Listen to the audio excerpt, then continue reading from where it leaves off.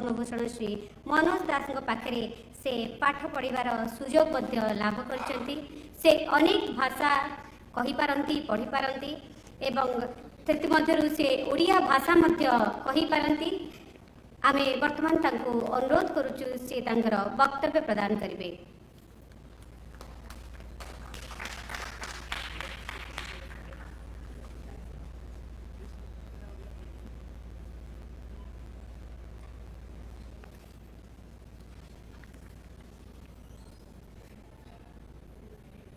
I pay my deep obeisance at the lotus feet of Prabhu Jagannath.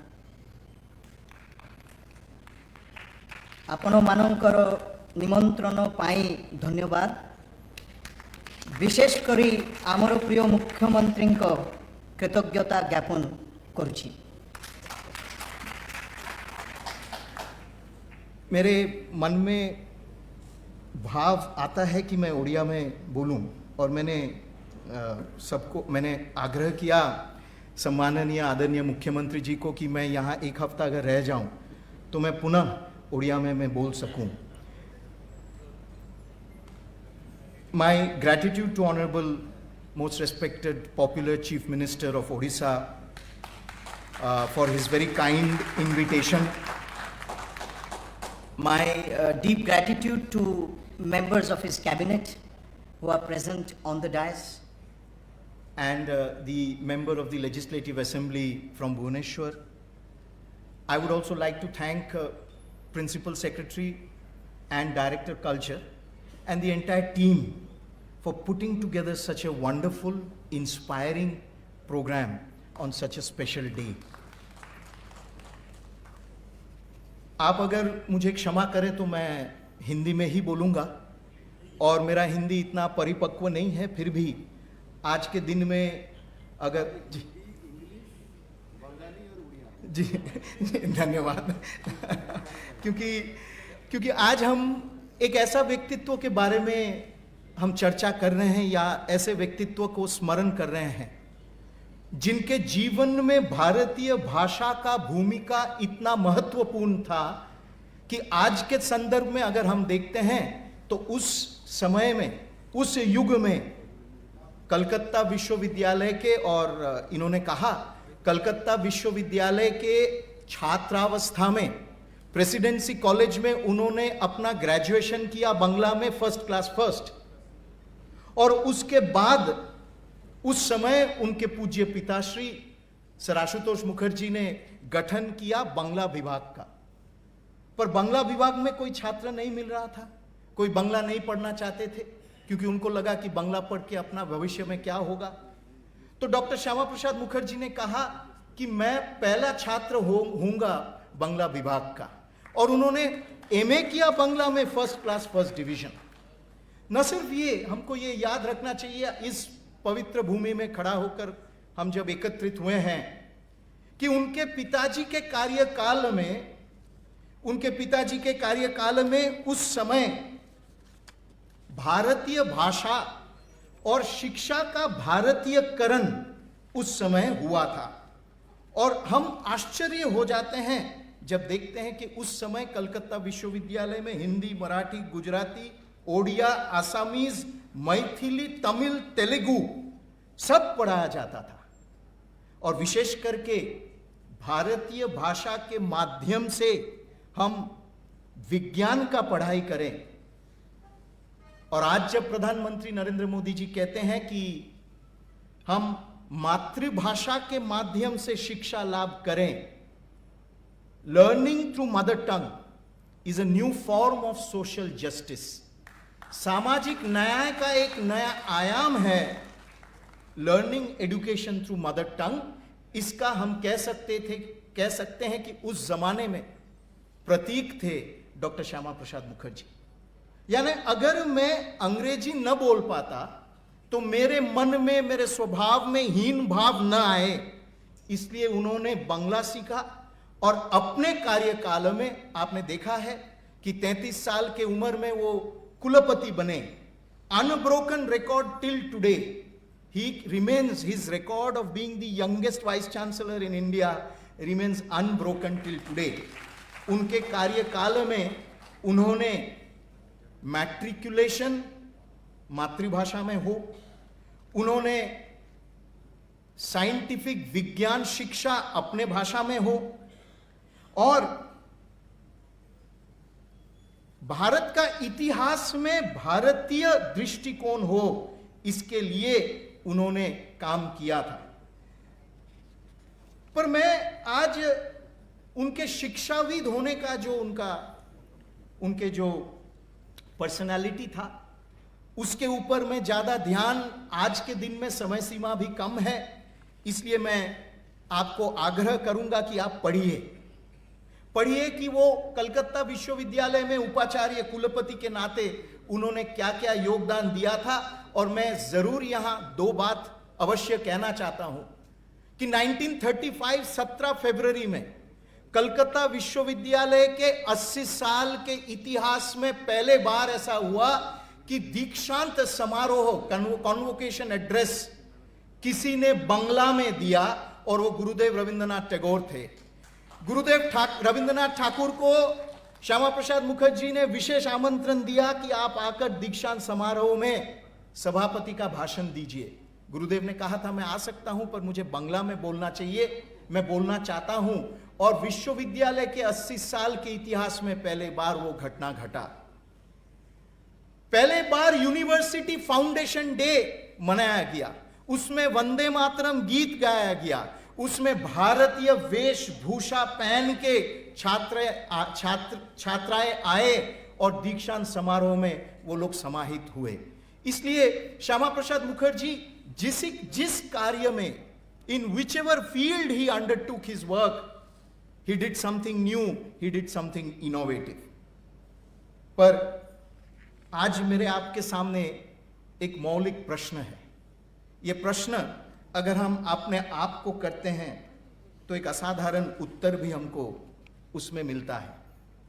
मेरा प्रश्न है कि सोचें हम लोग, जब हम ऐसे महानुभाव का 125वां जन्म जयंती मना रहे हैं, और मैं आदरणीय मुख्यमंत्री जी को विशेष कृतज्ञता ज्ञापन करना चाहता हूं, क्योंकि ये पहली बार मुझे लगता है कि आज के दिन में ऐसे कार्यक्रम सारा देश भर में यही हुआ है, उड़ीसा में, और ये पवित्र भूमि है, और ये प्रभु के रथ के समय में हम श्यामा प्रसाद मुखर्जी का जन्म जयंती उद्यापन कर रहे हैं। मुझे लगता है ये बहुत सांकेतिक है। पर मेरा प्रश्न है कि अगर श्यामा प्रसाद मुखर्जी न होते तो क्या होता? अगर श्यामा प्रसाद मुखर्जी न होते, had Shyama Prasad Mukherjee not existed, what would have happened? Please remember that his entire life was a span of 52 years. He died at the age of 52 under mysterious circumstances in Srinagar. और वो 92 साल के उम्र में वो केंद्रीय मंत्री भी बने, शिक्षाविद बने, एक नया राजनीतिक आंदोलन का गठन भी किया, और उन्होंने एक नया दिशा राजनीति और शिक्षा में इस देश को दिया। तो मेरा वो प्रश्न है, had Shyama Prasad Mukherjee not existed, एक है उनके जीवन के ये 52 इयर्स, 92 साल अगर आप देखते हैं तो 3 मोड़ उनके जीवन में दिखाई देता है।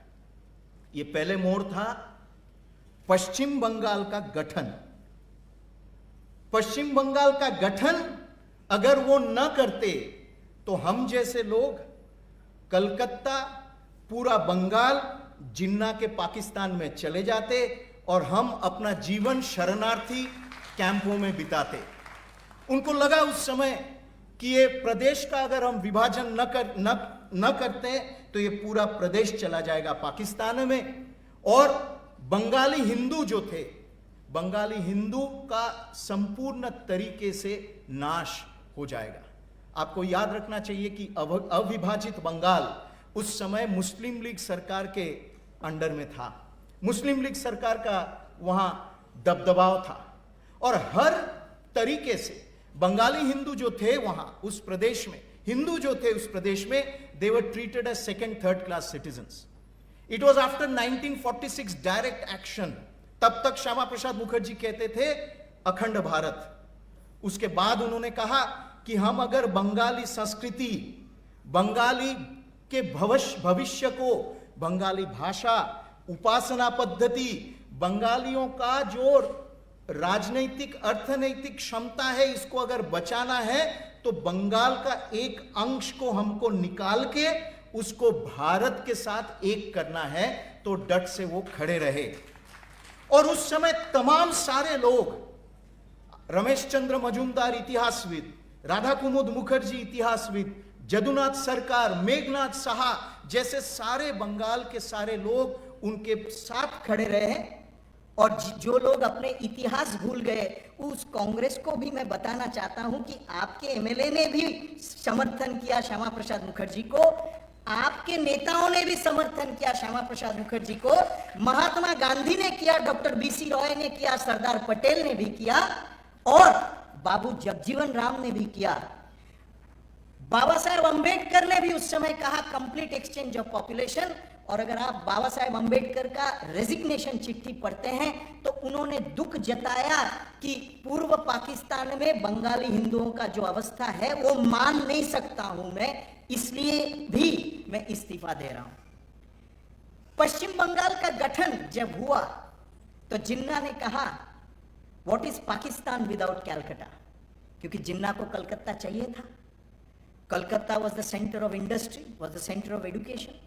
तो जिन्ना रो पड़े और श्यामा प्रसाद मुखर्जी ने कहा था, जिन्ना को सार्वजनिक सभा में कहा था कि जिन्ना ने पाकिस्तान का गठन किया भारत का विभाजन करके, और मैंने पाकिस्तान का विभाजन किया पश्चिम बंगाल गठन करके। इसलिए मुझे लगता है कि हम लोग तो यहाँ इतिहास याद करते हैं, पश्चिम बंगाल के कुछ लोग इतिहास भुला गए हैं। उनको याद रखना चाहिए कि स्रष्टा थे पश्चिम बंगाल का श्यामा प्रसाद मुखर्जी। उन्होंने बचाया एक अंश और उस अंश को चिरकाल के लिए भारत का अभिन्न अंग बना दिया। उनके जीवन का दूसरा जो मोड़ था वो जनसंघ, भारतीय जनसंघ का गठन। ये भारतीय जनसंघ का गठन उन्होंने उस समय किया था। और आप देख रहे हैं हमारे सामने जो महानुभाव बैठे हैं मंच पे, ये उसी भारतीय जनसंघ का विचारधारा का, उसी भारतीय जनसंघ का राजनीतिक आंदोलन का, उसी भारतीय जनसंघ का नया सोच का प्रतीक बैठे हैं यहां। ये उस समय उन्होंने सोचा था, भारतीय जनसंघ का उन्होंने गठन किया। उनके जीवन का, please remember that he became union minister at the age of 45। और मैं उस विषय में नहीं जा रहा हूं कि उन्होंने इस्तीफा दिया, रेजिग्नेशन उन्होंने क्यों दिया केंद्रीय मंत्रिसभा से। इतिहास है, मैं आपको अनुरोध करूंगा कि इतिहास को पढ़िए, क्योंकि पिछले 70 साल हमको कुछ इतिहास के बहुत अहम जो पहलू है वो भुला दिया गया, इच्छाकृत करके भुला दिया गया। We were made to forget history. That is why I would request you to please read, go through his life. But the formation of the Janasangh was very unique. 21 अक्टूबर 1951, 21 अक्टूबर 1951, और ये डेट कोई ऐसा डेट नहीं था। 21 अक्टूबर 1943 में नेताजी सुभाष चंद्र बोस ने आजाद हिंद सरकार का ऐलान किया था। उसी दिन को याद करते हुए श्यामा प्रसाद मुखर्जी ने भारतीय जनसंघ का गठन किया। भारतीय जनसंघ का यही उद्देश्य था कि भारतीय संस्कृति और मर्यादा इसको अक्षुण्ण रखे, इसके ऊपर आधार करके हम भारत का पुनर्निर्माण करें, एक नया भारत का निर्माण करें, एक नया दिशा दे स्वाधीन भारत को। He always argued that for us, for a free India, you had to develop India according to her own temperament. भारतीयता, भारतीय बोध के माध्यम से भारत का विकास हो, यह भारतीय जनसंघ का पहले उद्देश्य था। और याद रखिए कि वही भारतीय जनसंघ में उनके जो कहते हैं दक्षिण हस्त और दूसरा जो दो बाहु थे, वो पंडित दीनदयाल उपाध्याय और श्री अटल बिहारी वाजपेयी जी। और अटल बिहारी वाजपेयी जी, पंडित दीनदयाल उपाध्याय जी, श्यामा प्रसाद मुखर्जी के देहांत के बाद निरंतर 15 साल दीनदयाल उपाध्याय जी रहे महामंत्री, और अटल जी का निरंतर संघर्ष सदन में और सदन के बाहर ये भारतीय जनसंघ का नींव और भी मजबूत किया। एक अद्भुत पार्टी था ये भारतीय जनसंघ। हर इलेक्शन में, और मैं ये भी याद दिलाना चाहता हूं, ओडिशा गढ़ था भारतीय जनसंघ का, बंगाल था, ओडिशा भी गढ़ था भारतीय जनसंघ का, मध्य भारत भी गढ़ था भारतीय जनसंघ का। हर जनरल इलेक्शन में, हर साधारण चुनाव में भारतीय जनसंघ का सीट बढ़ा और वोट परसेंटेज बढ़ा। पहले चुनाव में भारतीय जनसंघ को सिर्फ 3 सीट मिला और 3% वोट मिलके ये जनसंघ राष्ट्रीय पार्टी बन गया। तब से आज तक भारतीय जनता पार्टी तक कभी भी इसका national status it did not lose. उस समय हर जगह 0 था। तो श्यामा प्रसाद मुखर्जी सिर्फ 3 सीट जीते, अपना सीट, राजस्थान के सीट, और दुर्गाचरण बैनर्जी बंगाल का मेदिनीपुर से सीट। तो कार्यकर्ता बैठक में उन्होंने कहा, हम हर जगह हमने आगे बढ़ा है, because we started from 0, we have gone ahead in every way. तब से 3 से आज तीसरी बार सरकार बनने तक उनके 125वां जन्म जयंती पे सबसे बड़ा ट्रिब्यूट अगर हो सकता है तो यही है। ऐसा एक व्यक्तित्व थे। जनसंघ स्वाधीनता के बाद बना, भारतीय द्वारा बनाया गया, और आज तक उस दल टूटा नहीं, उस दल रोका नहीं। ये हम कह सकते हैं इनका दूसरा बहुत महान एक उपलब्धि था।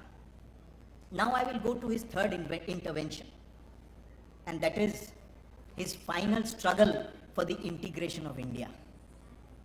अगर वो जम्मू कश्मीर नहीं जाते, अगर वो अपने आप से इस आंदोलन में शामिल न होते, तो आज जम्मू कश्मीर भारत का अभिन्न अंग न होता। यह हमको याद रखना चाहिए। द्वितीय बार भारत का बंटवारा होता। अपने प्राणों का आहुति देके महर्षि दधीच जैसा उन्होंने भारत को एक और अखंड रखा। This was his third and last intervention. He was very comfortable sir, he was extremely comfortable. Member of parliament थे लोकसभा के, क्या जरूरत था, कलकत्ता साउथ के थे।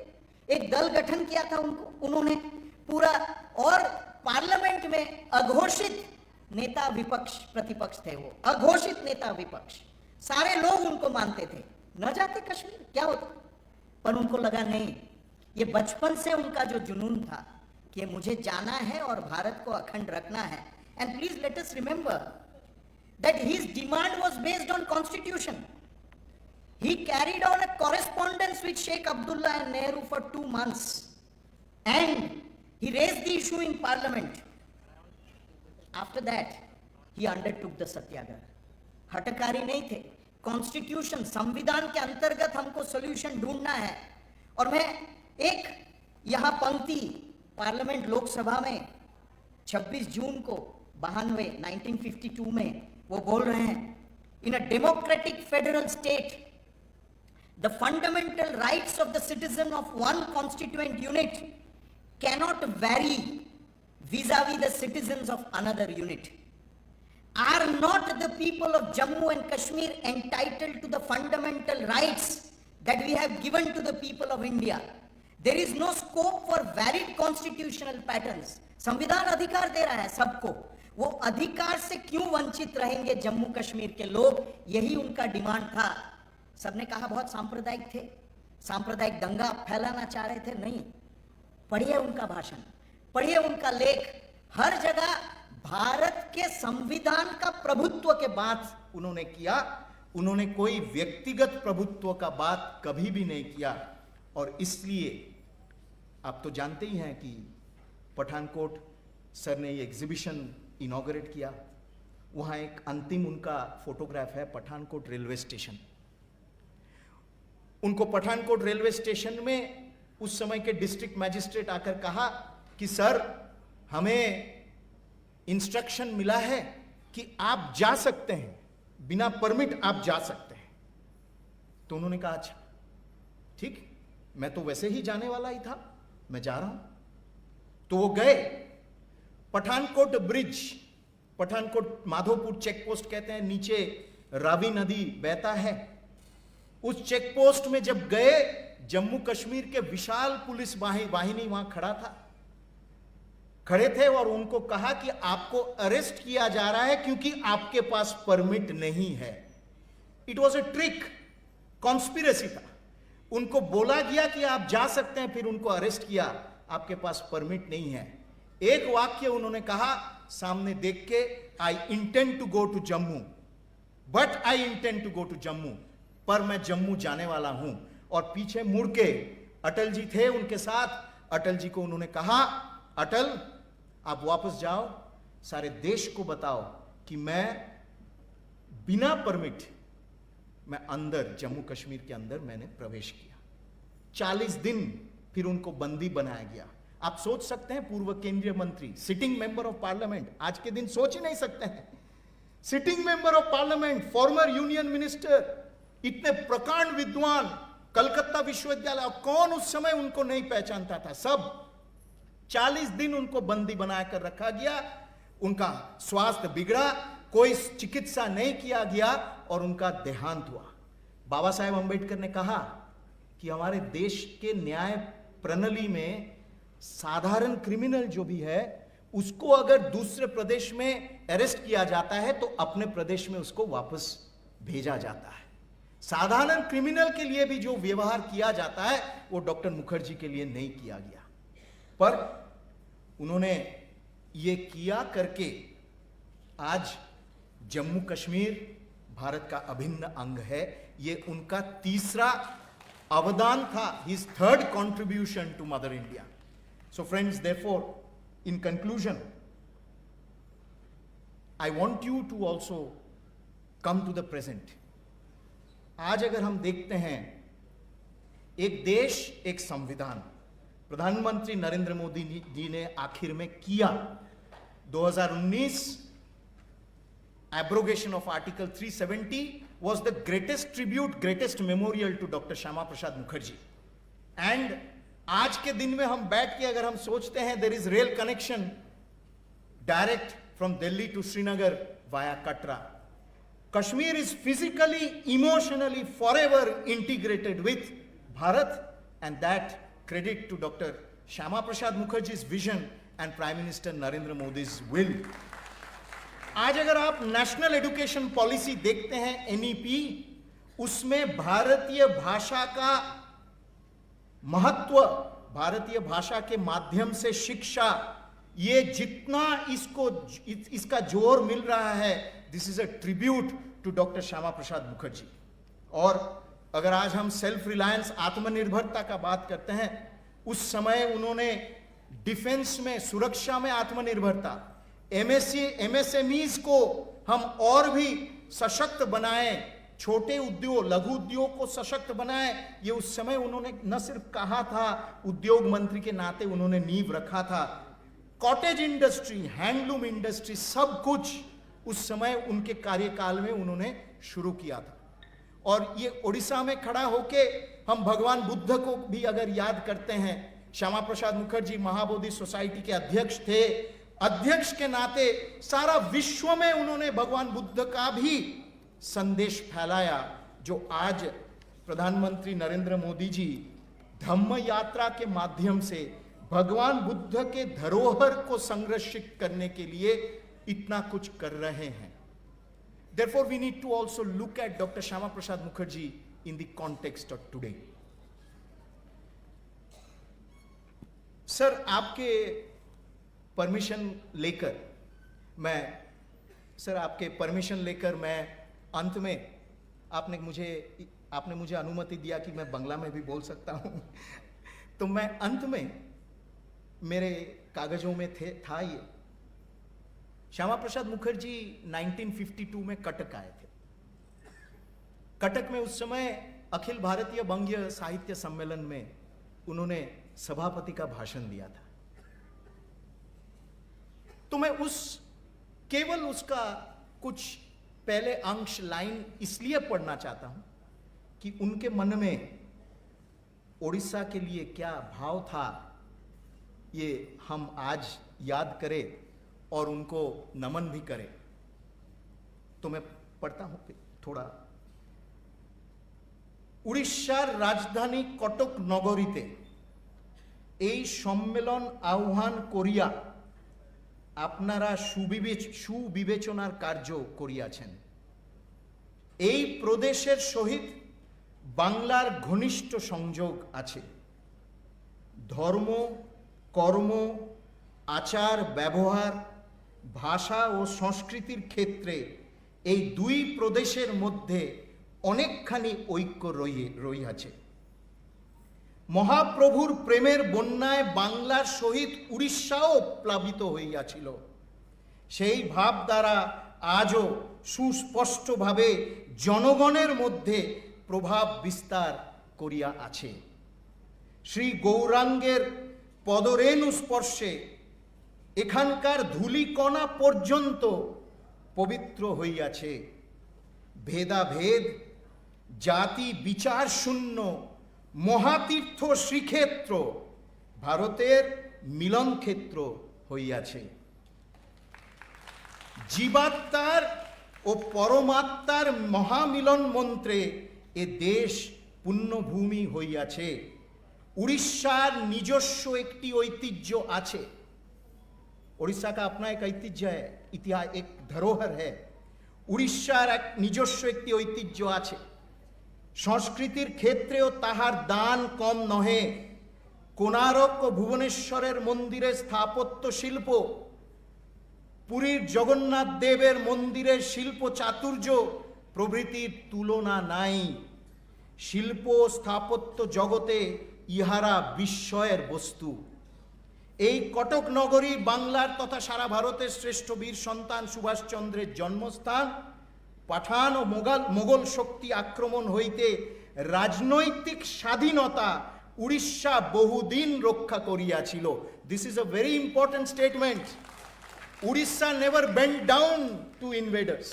Orissa was never subjugated by invaders. বহুদিন রাজনৈতিক স্বাধীনতা রক্ষা করিয়াছিল। শৌর্য বীর্যের ক্ষেত্রে ইহা কম শ্লাঘার কথা নহে। এই সকল কারণে আজ আমরা এই স্থানে সম্মিলিত হইয়া গৌরব অনুভব করিতেছি। मुझे लगता है कि हम सब को गौरव अनुभव हो रहा है। आपको बहुत बहुत धन्यवाद। I would like to specially thank you, sir, Honorable Chief Minister. I would like to thank your entire team and all the senior ministers who are here, the Department of Culture and your entire team as well. Thank you so much. और आपने मुझे एक साधारण कार्यकर्ता को, एक साधारण लेखक को आपने ये अवसर दिया। ये मेरे जीवन में बहुत एक महत्वपूर्ण दिन है। हम डॉक्टर श्यामा प्रसाद मुखर्जी को याद करते हैं और उनका एक भारत श्रेष्ठ भारत का मंत्र जो प्रधानमंत्री नरेंद्र मोदी जी ने दिया है, उस मंत्र पे, उस पथ पे विकसित भारत के और हम चले, अपना योगदान करके, यही निवेदन है। नमस्कार, धन्यवाद। बहुत बहुत धन्यवाद डॉक्टर गांगुली। पश्चिम बंगर गठन, भारतीय जनसंघर गठन, अखंड भारतवर्ष बा जम्मू काश्मीर आम देश सहित मिश्रण, एभली अनेक विशेष अवदान पाई ए जाति निश्चित भाव में डॉक्टर श्यामा प्रसाद मुखर्जी को मन रखिबो, एथिरे कोनोसी भी संदेह नहीं। बहुत बहुत धन्यवाद। पुणी थे आपको अनुरोध करछि माननीय मंत्री श्रीयुक्त विभूति भूषण जेना को से वक्तव्य प्रदान करेंगे।